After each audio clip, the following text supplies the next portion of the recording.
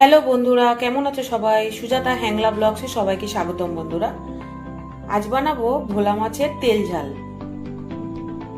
ভোলা মাছ আমি কেটে ধুয়ে পরিষ্কার করে নুন হলুদ মাখিয়ে রেখেছি। একটা পেঁয়াজ আমি টুকরো করে কেটে নিয়েছি, একটা টমেটো আমি টুকরো করে কেটে নিয়েছি, 7-8টা মতো রসুনের কোয়া নিয়ে নিয়েছি, আর কাঁচা লঙ্কা নিয়ে নিয়েছি। এটা আমি একটা পেস্ট বানিয়ে নেবো। গ্যাস অন করে নিলাম, কড়া চাপিয়ে দিলাম। কড়া গরম হয়ে গেছে, সর্ষের তেল দিয়ে দিলাম।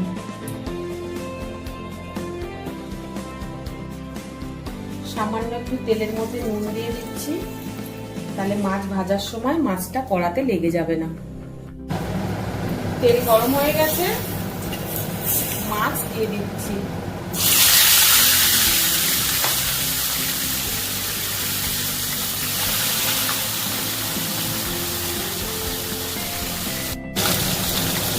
মাছ উল্টে দিচ্ছি।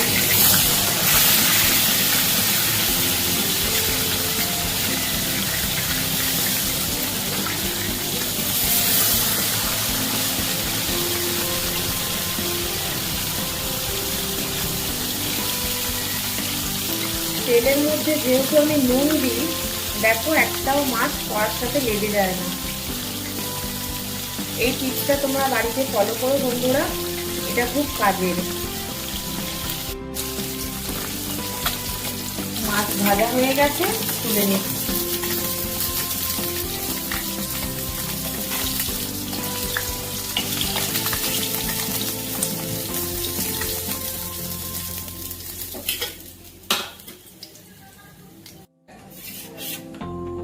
আরো মাছগুলো ভেজে নিচ্ছি।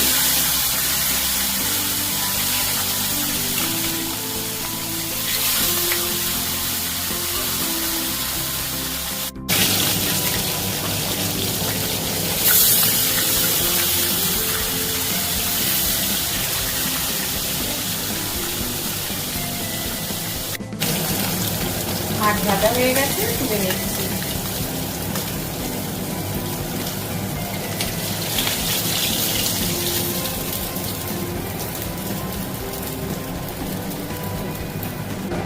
ওই তেলের মধ্যে জিরে ফোড়ন দিয়ে দিচ্ছি।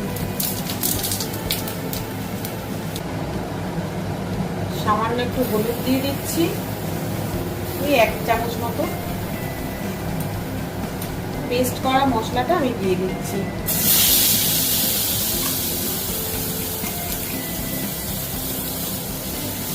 পেস্ট করা মশলাটার মধ্যে পেঁয়াজ আছে, লাল কাঁচা লঙ্কা আছে, রসুন আছে, টমেটো আছে।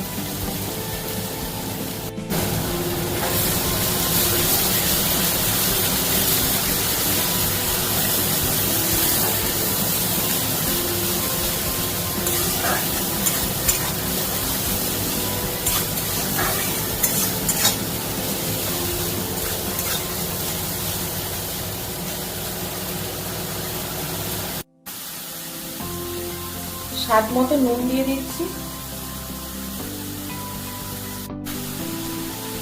1 চামচেরও কম ধনিয়া গুঁড়ো দিয়ে দিলাম। 1 চামচেরও কম জিরে গুঁড়ো দিয়ে দিলাম। যেহেতু আমি কাঁচা লঙ্কা বেটে দিয়েছি, সামান্য একটু গুঁড়ো লঙ্কা দিয়ে দিলাম।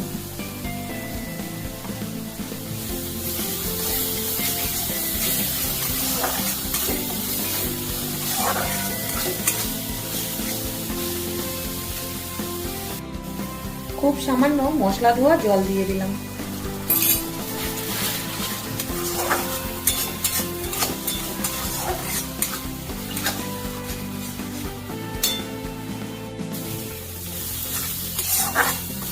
মশলাটা খুব ভালো করে কষে নিয়েছি।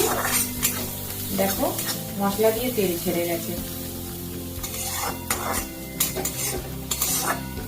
দেখো মশলা দিয়ে তেল ছেড়ে গেছে।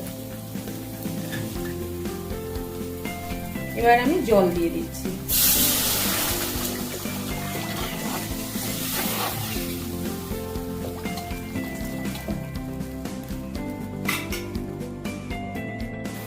ঝোলটা খুব ভালো করে ফুটে গেছে, মাছ দিয়ে দিচ্ছি।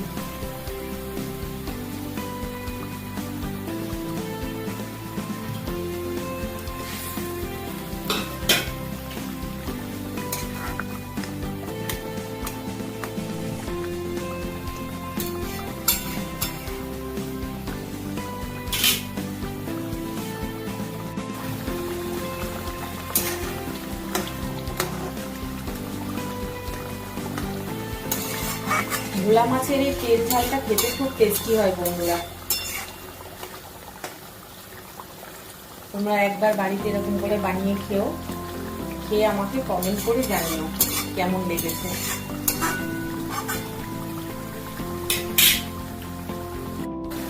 ভোলা মাছের তেল ঝাল আমার রেডি হয়ে গেছে বন্ধুরা। দেখো কত সুন্দর কালার হয়েছে।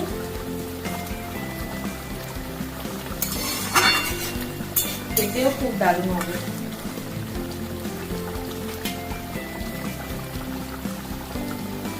গ্যাসটা অফ করে দিচ্ছি। বাড়িতে তোমরা এইভাবে ট্রাই করো বন্ধুরা, সবার খুব পছন্দ হবে। দেখো কত সুন্দর রং হয়েছে। আমার ভিডিও যদি তোমাদের ভালো লাগে বন্ধুরা, তাহলে আমার চ্যানেলটাকে একটু সাবস্ক্রাইব করে দিও, আর বেল ঘন্টিটা অবশ্যই টিপে দিও, যাতে সবার প্রথমে নোটিফিকেশনটা তোমাদের কাছে পৌঁছে যায়। তাহলে দেখো ভোলা মাছের তেল ঝাল আমার রেডি হয়ে গেছে। নতুন কোনো ভিডিও নিয়ে নতুন কোনো রেসিপির সাথে তোমাদের সাথে আবার দেখা হচ্ছে বন্ধুরা। ততক্ষণ সবাই ভালো থেকো।